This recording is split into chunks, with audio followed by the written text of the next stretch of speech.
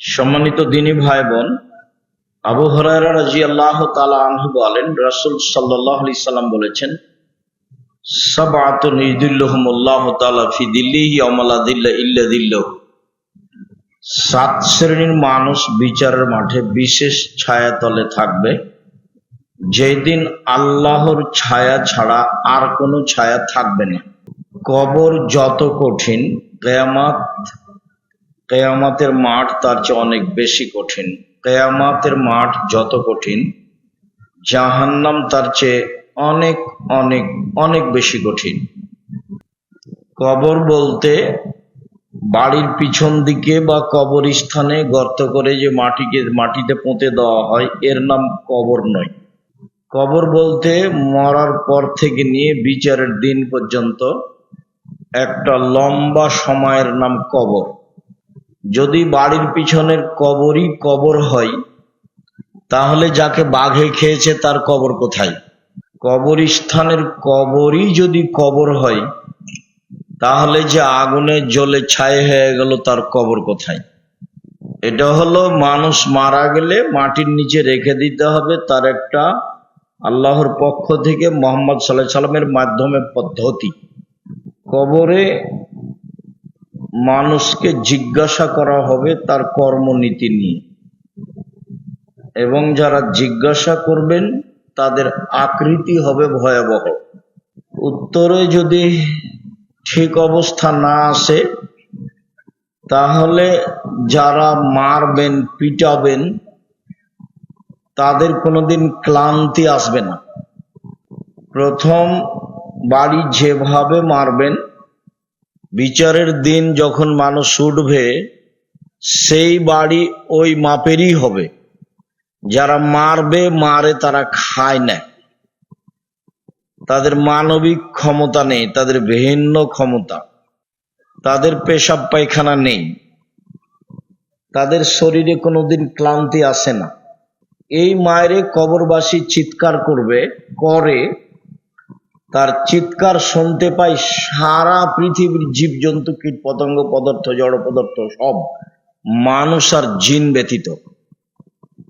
আপনাদের এখানে কবরে ওকে পিটানো হচ্ছে, ও চিল্লাচ্ছে, ওর চিৎকার শুনতে পাচ্ছে, একবার লন্ডন আমেরিকার শেষ প্রান্তে যা আছে সেও শুনতে পাচ্ছে। এটার নাম কবর। কবর যত কঠিন, কিয়ামত তার চেয়ে অনেক বেশি কঠিন। কিয়ামত যত কঠিন, জাহান্নাম তার চেয়ে অনেক অনেক অনেক বেশি কঠিন। কি দিয়ে বুঝায় আপনাকে আমি কিয়ামত কত কঠিন? রাসূল সাল্লাল্লাহু আলাইহি সাল্লাম বলছেন যে ইউহশারুন নাসু ইয়াউমাল কিয়ামাহ হুফাতান গোরলান। বিচারের মাঠে মানুষকে উলঙ্গ করে খালি পায়ে খাতনা মুসলমানি বিহীন একত্রিত করা হবে। কারো পরনে কাপড় থাকবে না, কারো খাতনা করা থাকবে না, এবং কারো পায়ে জুতা স্যান্ডেল থাকবে না। এইভাবে সব পুরুষ নারীকে একত্রিত করা হবে। কথাটা শুনে আয়েশা রাদিয়াল্লাহু তাআলা আনহা বললেন, আল্লাহ রাসূল, আর রিজাল ও নিসা জামিয়া ইয়ানজুর বাযুহুম ইলা বাযিন, এটা কেমন কথা হলো আল্লাহর নবী? তাহলে তো একজন আর একজনকে দেখবে, সবাই উলঙ্গ হয়ে থাকবে, এটা কেমন হয়ে গেল না?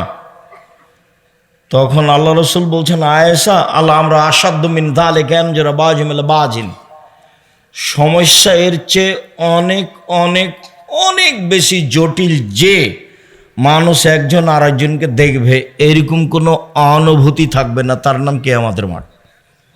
এই কথা রাসূল সাল্লাল্লাহু আলাইহি সাল্লাম বলেন আয়েশা রাদিয়াল্লাহু তাআলার কথার উত্তরে। অনেক সমস্যা বিচারের মাঠে, একটার পর একটা কত যে সমস্যা দাঁড়াবে। রাসূল সাল্লাল্লাহু আলাইহি সাল্লাম বিচারের মাঠের কথা বলেন যে আমরা শুনেছি সূর্য অর্ধহাত উপরে হবে, এরকম কোনো কথা আমরা জানি না, কোরআন হাদিসে নেই। 1 মাইল উপরে হবে সূর্য, কা মিকদারে মাইলিন, 1 মাইল উপরে হবে, বুখারী মুসলিমের হাদিস।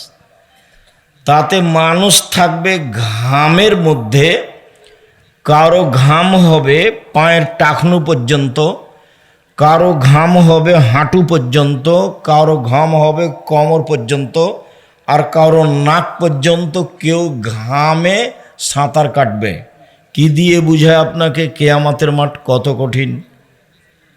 বিচারের পদ্ধতি ভালো মানুষের জন্য সহজ। এক ওয়াক্ত সালাত আদায় করতে যত টাইম লাগে ধরেন 5 মিনিট, আর কবরে থাকার টাইম হলো বাসর রাতের সমান 2-1 ঘন্টা। 5000 বছর আগে যে মারা গেছে সে যদি ভালো মানুষ হয় তো কিয়ামতের মাঠে যখন উঠবে তখন সে বলবে এখনই তো ঘুমালাম।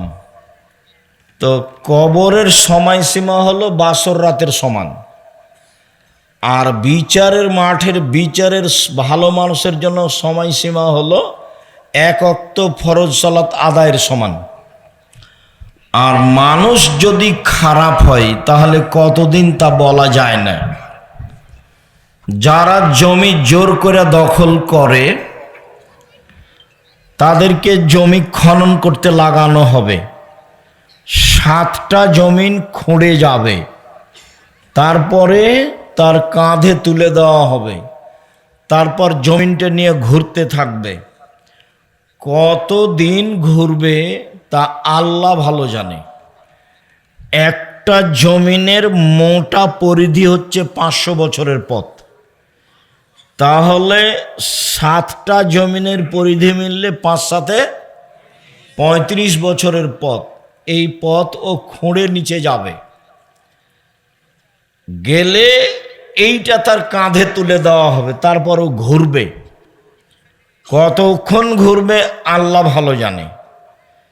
আর একদিন সমান হলো 50,000 বছর। যদি একদিন ঘুরতে হয় তাহলে 50,000 বছর, আর যদি 3 দিন ঘুরতে হয় তাহলে 1.5 লক্ষ বছর।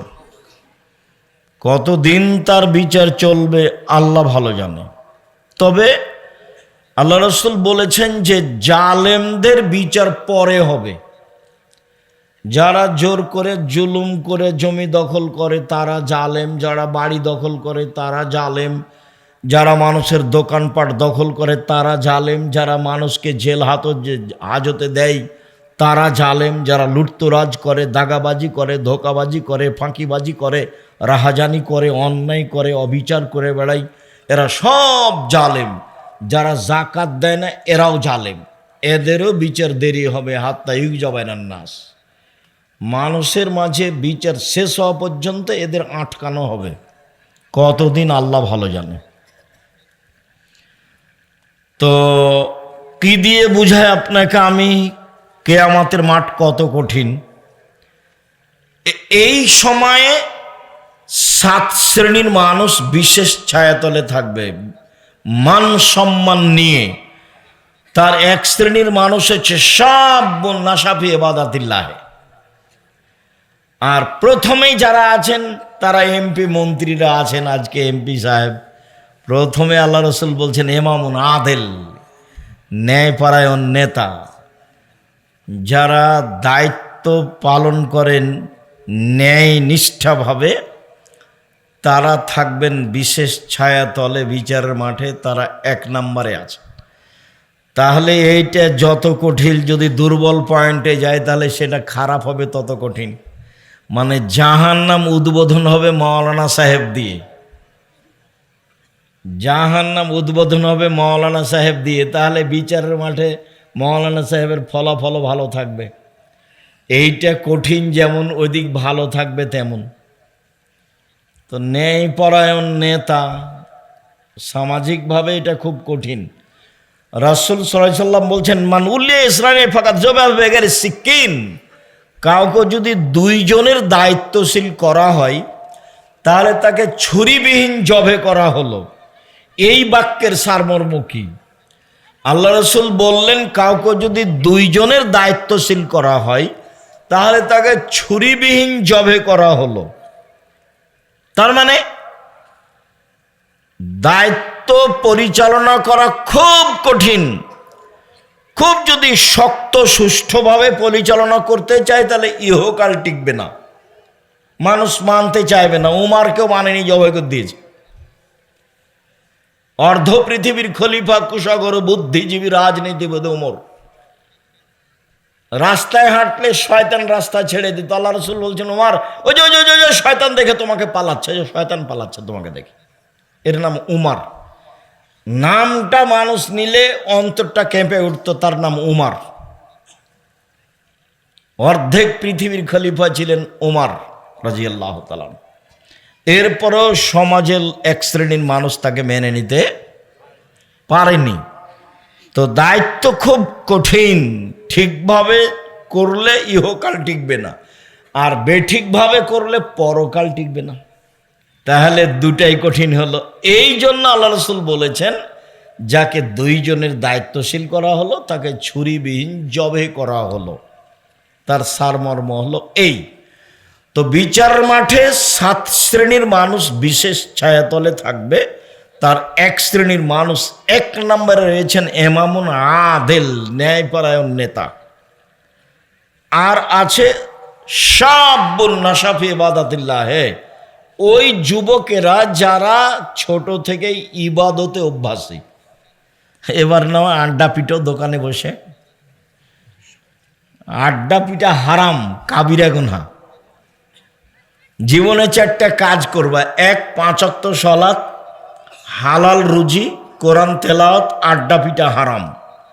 আড্ডা পিটা 2 ধরনের, একটা হলো মোবাইল, বড় মোবাইল না ল্যাংটা মেয়ে দেখা ঘন্টার ঘন্টা, আর একটা হলো দোকানে বসে ঘন্টার ঘন্টা বসে থাকা, মানুষের বদনাম গীবত করা। দেখো তোমার নাচল বাজারে দেখো, স্টেশনে দেখো, বসে আছে ল্যাংটা মেয়ে, নাচছে, গল্প করছে, বসে আছে পশু প্রাণীর মতো, গরু ছাগলের মতো। পশু প্রাণী আমি বলিনি, আল্লাহ বলছেন। বুঝেও বুঝে না ওরা, অন্তর আছে বুঝে না, দেখেও দেখে না ওরা, চক্ষু আছে দেখে না, শোনেও শোনে না ওরা, কান আছে শোনে না। উলাইকা কালা আনাম, তারা পশু প্রাণীর মতো, তারা গরু ছাগলের মতো, তারা কুকুর সিরিয়ালের মতো। বালু মাজাল, বরং তার চেয়ে খারাপ। মানুষ পশু প্রাণীর চেয়ে খারাপ। দোকানে বসে আড্ডা পিঠে গল্প করে, মানুষের বদনাম করে, সে আবার ভালো মানুষ। টিভি চলছে, ল্যাংটা মেয়ে নাচছে, আর ওখানে বসে আছে ঘন্টার ঘন্টায়, এ পশু প্রাণীর চেয়ে খারাপ, গরু ছাগলের চেয়ে খারাপ। তোমাকে তিতে লাগলে আমার কিছু করার নাই, তোমার বাপকে তিতে লাগলে আমার কিছু করার নেই। আমি কথা ধার করে নিয়ে আসিনি যে আমাকে বাড়ি গিয়ে পরিশোধ করতে হবে, আল্লাহ বলছেন এই কথা।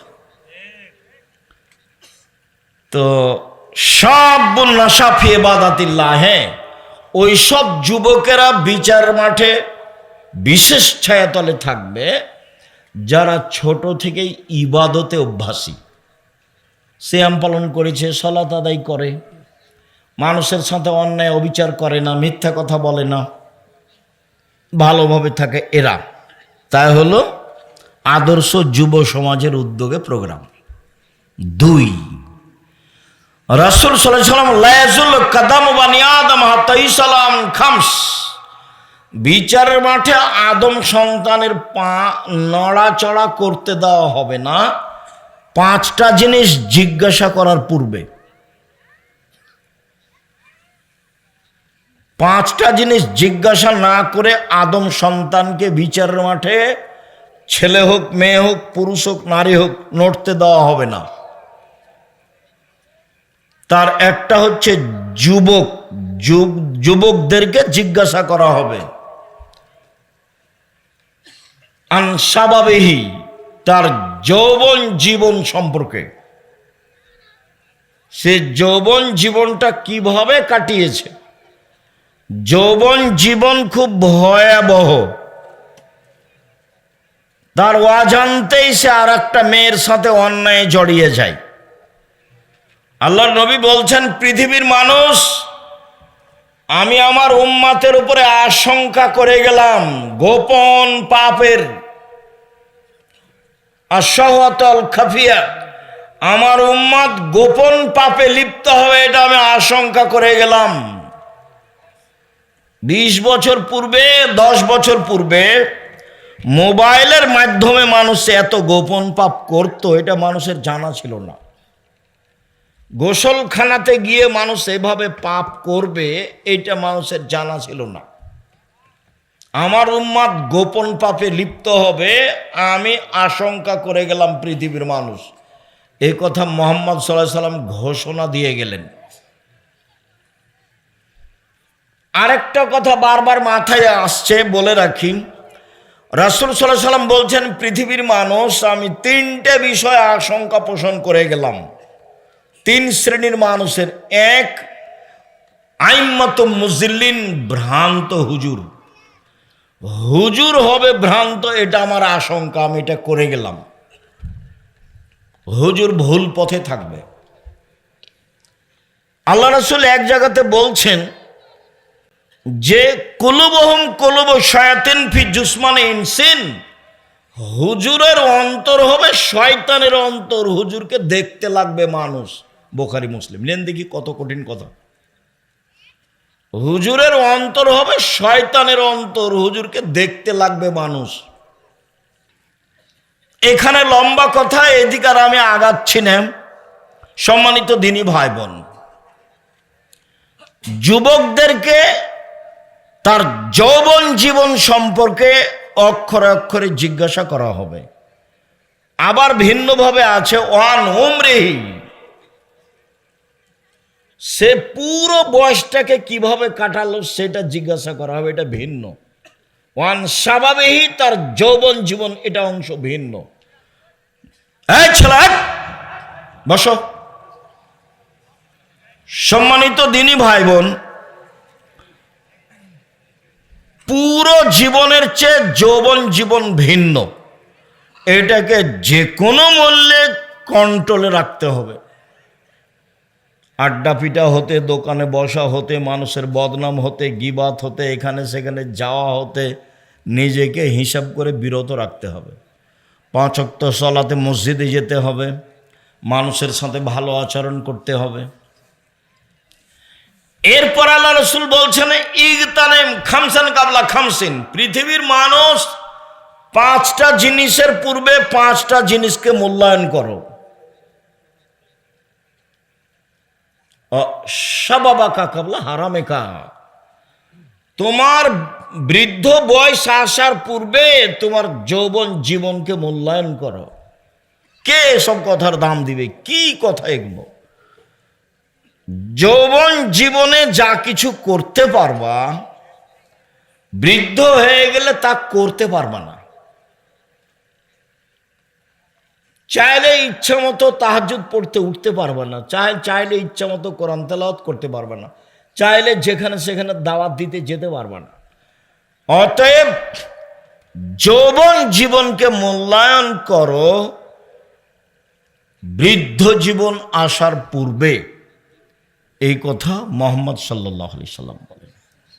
অতএব আমি উপস্থিত বৈঠকের যুবক, সাথে সাথে যারা যুবতী মেয়ে, যারা স্বাভাবিকভাবে অশ্লীল কাজে জড়িয়ে পড়ছে এবং পুরুষ মানুষকে বিপদে ফেলছে, দুঃখিত, বিচারের মাঠে মহিলাদেরকে জাহান্নামে যেতে হবে বেশি কেন? রাসূল সাল্লাল্লাহু আলাইহি সাল্লাম ঈদের মাঠে গেলেন, পুরুষের কাছে সলাতের পরে ফামাররা আলা নিসায়ে, তিনি মহিলাদের সামনে গেলেন ভিন্নভাবে। সামনে গিয়ে বলছেন ইয়া মাশারান নিসা তাসাদ্দাকনা ফাইন উরিতু কুন্না আকসারা আহলিন নারে, মহিলারা শোনো, দান করো, দান করো, আমি তোমাদেরকে অধিকাংশই দেখছি জাহান্নামে। জাহান্নাম বলতে নারী আর নারী, জাহান্নামের অধিকাংশ মানুষই নারী। জাহান্নাম বলতে নারী আর নারী, জাহান্নামের অধিকাংশ মানুষই নারী। তোমরা দান করে জাহান্নাম থেকে বাঁচো। যেসব মাধ্যমে সরাসরি বাঁচা যায় তার একটা বড় মাধ্যম হলো দান। এত বড় শক্তিশালী ইবাদত পৃথিবীতে নেই। হজ এর ধারে কাছে নেই, উমরা এর ধারে কাছে নেই। রমজান মাসের সিয়াম দামি ইবাদত, তারপর এর ধারে কাছে নেই। ইবাদতের জগতে সবচেয়ে শক্তিশালী পাওয়ারফুল ক্ষমতাধর ইবাদত হলো দান। একটা থেকে আর একটা ঘটাতে পারে, বালা মুসিবত বিপদ সমস্যা দূর করতে পারে, তার নাম দান। কবরের শাস্তি বন্ধ করে দিতে পারে, তার নাম দান। মরা মানুষের পাপ মিটিয়ে দিতে পারে, তার নাম দান। বিচারের মাঠে ছায়া হিসাবে আসবে, তার নাম দান। মানুষের পাপকে মিটিয়ে দিতে পারে, পানি যেমন আগুনকে নিভে দিতে পারে, তার নাম দান। আল্লাহ বললেন যে আমি জান্নাত বিক্রি করলাম তোমাদের কাছে জান এবং মালের বিনিময়ে। যাও, জান দিয়ে দাও, শহীদ হয়ে যাও, আমি জান্নাত তোমার কাছে বিক্রি করে দিলাম। টাকা পয়সা আমাকে দিয়ে দাও, আমি জান্নাত তোমার কাছে বিক্রি করে দিলাম। সালাত আদায় করলে জান্নাত কিনা যায় না, হজ করলে জান্নাত কিনা যায় না, উমরা করলে জান্নাত কিনা যায় না, সিয়াম রমজান মাসে সিয়াম পালন করলে জান্নাত কিনা যায় না, তাসবিহ তাহলিল জিকির আজকার করলে জান্নাত কিনা যায় না, কোরআন তেলাওয়াত করলে জান্নাত কিনা যায় না। জান্নাত কিনারই একটাই পথ, সেটা হলো দান। যার কারণে বুখারী মুসলিমের এক হাদিসের এক বাক্যে আল্লাহ রাসূল বলছেন, পৃথিবীর মানুষ ফাত্তাকুল্লাহ ওয়ালাউ বিশিক্কি তামারাতিন, খেজুরের বীজের ওপরে, আঁঠির ওপরে যে সাদা একটা ছিলকা আছে, একেবারেই সরু চিকন, এই পরিমাণ দান করে হলেও তোমরা জাহান্নাম থেকে বাঁচো। তার মানে জাহান্নাম থেকে বাঁচার এটা বড় মাধ্যম বুখারী মুসলিম। আর কোরআন মাজিদে আর হাদিসে সব সময় আল্লাহ বলছেন কোরআন মাজিদে, আমি যেটা দিয়েছি সেখান থেকে দান করো, আমি যেটা খেতে দিয়েছি সেখান থেকে দান করো। চাঁপায় নবাবগঞ্জ নাচলের মহিলারা ভাত রান্না করার সময়তে চাউল মেপে নিয়ে এক মুষ্টি চাউল তুলে নেয় মুষ্টি হিসাবে। কাজটা ভালো, খারাপ নয়, তবে দান এটাই শেষ নয়। যারা আমার ভাইজানেরা দল সংগঠন করেন তাদের নিয়মটা ভালোই আছে, সেটা হলে এই যা ইনকাম করো তার থেকে একটা দান দিতে হবে, হিসাব ঠিক আছে। আর মরার সময়তে মানুষ একটাই দাবি আল্লাহর কাছে করে, সব মানুষ, পুরো নারী, সারা পৃথিবীর পুরুষ নারী, যে দাবিটা হলো এই, যখন জানে কবজ করার জন্য মালাকুল মউত চলে আসে, তখন বলে লাউলা আখারতানি ইলা আজালিন করিব ফাসাদদাকা ওয়া আকুম মিনাস সালিহিন, একটু সময় দাও, দান করে ভালো মানুষ হবো। আল্লাহ একটু সময় দাও, দান করে ভালো মানুষ হবো। কেউ বলেনি যে আল্লাহ একটু সময় দাও, হজ করবো দিয়ে ভালো মানুষ হবো। কেউ বলেনি যে আল্লাহ একটু সময় দাও, 5 ওয়াক্ত সালাত আদায় করে ভালো মানুষ হবো। কেউ মরার সময় এই কথা বলে না। আল্লাহ বলছেন যে মরার সময় সবাই বলে একটু সময় দাও, দান করে ভালো মানুষ হবো, একটু সময় দাও, দান করে ভালো মানুষ হবো। তো আল্লাহ রাসূল মহিলাদেরকে বললেন, মহিলারা শোনো, দান করে জাহান্নাম থেকে বাঁচো। জাহান্নাম বলতে নারী আর নারী, জাহান্নাম বলতে নারী আর নারী। মদিনার মহিলারা মুখের উপরে কথা বলতেন। চট করে একজন মহিলা বলে বসলেন, অবেমা ইয়া রাসূলুল্লাহ, কেন কেন আমরা বেশি জাহান্নামে যাব? জাহান্নাম বলতে নারীকেই বুঝাই কেন? তখন তিনি 3টা কথা বললেন। উপস্থিত বৈঠকের মুসলিম বোন, এই মেয়ে কথা বলছো কেন? যে কয়েকজন মহিলা বসে আছেন চুপ থাকেন, এদিকে খেয়াল করে থাকেন, কথা বলবেন না। আপনার কথা শুনতে আমরা আসিনি, ভদ্রতা বজায় রেখে চুপচাপ বসে থাকুন। যারা আসেনি তারা তো আসেনি, যারা গেছে তারা তো গেছে। সবাই কোরআন হাদিসের কথা শুনবে এটা পৃথিবী কোনোদিনই নয়, আগেও ছিল না, এখনো নেই। কেন? তখন এক বললেন, তুকসিরনা লানা, তোমরা খুচরা কথা বলো বেশি, অপ্রয়োজনীয় কথা, বদনাম, গীবাত, অভিশাপ, ও ভালো ও খারাপ, ও ভালো খারাপ, ও এই সেই। মহিলা মানুষ খুচরা কথা বলে বেশি, এর স্বামী ওর স্বামী, এর ছেলে ওর ছেলে, যে পাড়ার মহিলা যেটা দেখেন, মানে একটা বলতেই থাকে। 1 নম্বরে এইটা, এই জন্য জাহান্নামে যাওয়া। মুখখান বন্ধ রাখবেন, ভালো ছাড়া মুখ ব্যবহার করবেন না। 2, তাকফুরনাল আশিরা, স্বামীকে মেনে চলো না, সেই জন্য আমি যেটা বলেছি সেটাই ঠিক। স্বামীকে মেনেই চলতে হবে, তিতা লাগলেও মিঠা লাগলেও। তার সাথে কথা বন্ধ করে, মাসের মাস কথা না বলে, মুখখান বাঁকা করে চলে বিছানা ভিন্ন সংসার করা জায়েজ নয়।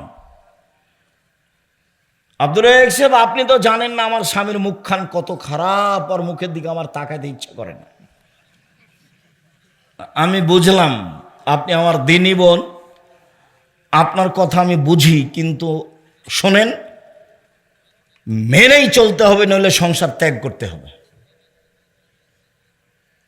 যেখানে আল্লাহ রসুল বলেছেন যে মহিলাদের জন্য জান্নাতের সব দরজা খোলা, যেটা দিয়ে ইচ্ছে সেটাতে ঢুকতে পারে, তখনও আল্লাহ রসুল 4টা কথা বলেছেন। 1, 5 ওয়াক্ত সালাত, 2, রমজান মাসের সিয়াম রোজা, 3, স্বামীকে মেনে চলা, 4, জেনায় লিপ্ত না হলে হলো স্বামীকে মেনে চলা। এটাই পথ, স্বামীকে মেনেই চলতে হবে, আমাদের কিছু করার নেই। মুহাম্মদ সাল্লাল্লাহু আলাইহি ওয়াসাল্লাম এভাবেই বলেছে, তিতা লাগলেও মিঠা লাগলেও মেনেই চলতে হবে। যদি দেখা যায় যে মানা যাবে না, তাহলে খোলা তালাক নিতে হবে। চেয়ারম্যান মেম্বারের কাছে গিয়ে খোলা তালাক করে নিতে হবে, কাজীর কাছে গিয়ে করে নিতে হবে। 30 দিন পরে বিবাহ বসবেন অন্য জায়গায়, কোনো সমস্যা নেই। কিন্তু থাকলে মেনেই চলতে হবে। কেন বেশি জাহান্নামে? 2 নম্বর কারণ, স্বামীর অকৃতজ্ঞতারা। 3, মারাইতু মিন নাকিসাত আকলিন ওয়া দীনিন আযহাবা লিরাব্বির রাজুলিল হাজিম মিন ইহদাকুন্না। তোমরা এমন নারী, তোমরা এমন জাতি, তোমরা এমন নারী যে বুদ্ধিমানের বুদ্ধিকে নষ্ট করতে পারো। তোমরা এমন জাতি, তোমরা এমন নারী যে বুদ্ধিমানের বুদ্ধিকে নষ্ট করতে পারো। একবার হাসি দিয়ে কথা বললে অর্ধেক ঈমান শেষ।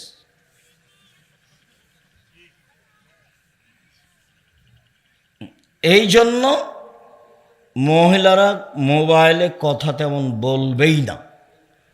আর আব্বার মোবাইলে রিং হচ্ছে হচ্ছে হচ্ছে হচ্ছে বারবার হচ্ছে, এরপরে যদি ধরে আসসালামু আলাইকুম, কে বলছিলেন? আমার আব্বা বাড়িতে নেই, অন্য সময় কথা বলিয়েন। এইভাবে কথা শেষ করতে হবে। ভাই কে বলছিলেন? তাহলে এর নাম্বারও ধরে রাখবে, তাহলে জাহান্নামের পথ। আমি দেখিনি তোমাদের চেয়ে কাউকে যে বুদ্ধিমানের বুদ্ধিকে নষ্ট করতে পারে। তোমরা এমন জাতি যে বুদ্ধিমানের বুদ্ধিকে নষ্ট করতে পারো। এই কথাটা আল্লাহ রসুল বলেছেন অন্য জায়গাতে এভাবে, মা তারাক্তু বাদি ফিতনাতান আযহারা লিরিজালিন নিসায়। আমার জীবনে আমি ছাড়িনি কোনো বস্তু যেটা পুরুষের জন্য বেশি বিপজ্জনক হতে পারে নারীদের চেয়ে। বুখারী মুসলিম। আমার জীবনে আমি ছাড়িনি কোনো বস্তু যেটা পুরুষের জন্য বেশি বিপজ্জনক হতে পারে নারীদের চেয়ে। এই ছেলে, সাবধান থাকো, তোমার মোবাইলে জিন্দেগিতে যেন কোনো মেয়ের সাথে কথা না হয়। চাকরি হারাবে, মান সম্মান হারাবে, বংশমর্যাদা হারাবে, বিদ্যা হারাবে, সব হারিয়ে যাবে, রাস্তায় নিঃস্ব হয়ে নেমে যাবা। খুব সাবধান, নিজেকে কন্ট্রোল করে রাখার চেষ্টা করো। সম্মানিত দিনী ভাই বোন, বলছিলাম রাসূল সাল্লাল্লাহু আলাইহি সাল্লাম যা বললেন তাতে জাহান্নাম থেকে বাঁচার জন্য তিনি 3টে কারণ তাদের উল্লেখ করলেন। তারা জাহান্নামে যাওয়ার 3টে কারণ উল্লেখ করলেন। এই এলাকাতে মহিলারা ঈদের মাঠে যায় না, মহিলাদেরকে ঈদের মাঠে যেতে হবে এবং ব্যবস্থা করতে হবে, যেতেই হবে। উম্মু আতিয়া রাদিয়াল্লাহু তাআলা আনহা বলেন, উমিরনা নুখরিজাল হুইয়াজ ওয়া জাওয়াতিল খুদুর। আমাদের ঋতুবতী নারীকে এবং সব ধরনের মহিলাকে এবং যুবতীদেরকে ঈদের মাঠে যাওয়ার জন্য আদেশ করা হলো। তখন একজন মহিলা বলল, আল্লাহর নবী, এহেদানা লাইসালাহা জিলবাব, আমাদের কারো চাদর নেই যে, তাহলে কিভাবে ঈদের মাঠে যাবে? তখন আল্লাহ রসুল বলেন লেতুল বেসা সাহেবা তোহা মিন জিলবা বেহা, অন্য বান্ধবী অন্য মেয়ে যেন তাকে চাদর দেয়, অর্থাৎ চাদর চেয়ে নিয়ে যাবে। নিজের গায়ের চাদর যদি না থাকে তাহলে কার চাদর নিয়ে মাঠে যাবে? আর একজনের চাদর চেয়ে নিয়ে মাঠে যাবে। ভালো মহিলা তো ঈদের মাঠে যাবে, ঋতুবতী হায়েজ হয়েছে যাদের, তাদেরকে যেতে হবে, যেতেই হবে। ইয়াসাদনা দাওয়াতুল মুসলিমিনা জামাতাহুম, তারা মুসলমানদের জামাতে উপস্থিত হবে, তাদের দুয়াতে উপস্থিত হবে। দোয়া মানে ঈদের মাঠে যে হাত তুলে দোয়া হয় সেটা নয়।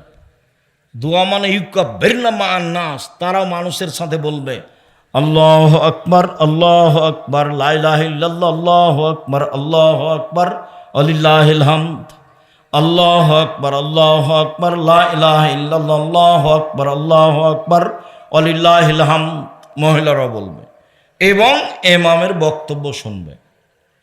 ইমামকেও বিষয়ের উপর একটা সুন্দর করে বক্তব্য সাজিয়ে মানুষের সামনে বলতে হবে।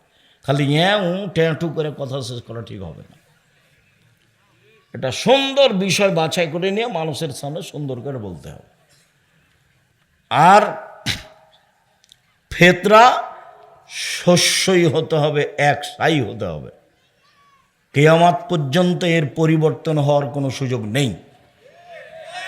একসাই হতে হবে এবং শস্যই হতে হবে। কেউ যদি নেওয়ার না থাকে তাহলে ফেলে দিবেন। তবু কি বের করতে হবে? শস্যই বের করতে হবে। এর বিকল্প কোনো চিন্তা ভাবনা করা যাবে না। আবু সাইদ খুদরি রাদিয়াল্লাহু তাআলা আনহু বললেন, একসা বের করতাম, করব। তখন একজন সাহাবী দাঁড়িয়ে বললেন, কেন? মুআবিয়া যে সিরিয়া থেকে এসে বক্তব্য দিলেন, বক্তব্যে বললেন, পৃথিবীর মানুষ শুনে রেখো, সিরিয়ার অর্ধশা গম সমপরিমাণ মদিনার 1 সা খেজুর। সিরিয়ার অর্ধশা গমের মূল্য যা, মদিনার 1 সা খেজুরের মূল্য তাই। অতএব কেউ ইচ্ছা করলে অর্ধশা গম দিবে। মানুষ এটাই গ্রহণ করল। তখন আবু সাইদ খুদরি বললেন, না, হাজিহি কিমত মুআবিয়া, এটা মুআবিয়ার মূল্য নির্ধারণ। লা আকবালাহা লা আমালুহা, আমি কখনো গ্রহণ করব না, আমি তা কখনো আমলে নিয়ে আসবো না। এইটা মুআবিয়ার মূল্য নির্ধারণ। রাসূল সাল্লাল্লাহু আলাইহি ওয়াসাল্লাম মূল্য নির্ধারণ করেননি, অতএব মূল্য নির্ধারণের কোনো প্রশ্নই আসে না। হেজাজ মক্কা মদিনার সা অনুযায়ী 2.5 কেজি চাউল বা গম হতে হবে বা খাদ্য হতে হবে। এটাই ফেতরা, কিয়ামত পর্যন্ত এটাই বলবৎ থাকবে। সম্মানিত দিনী ভাই বোন,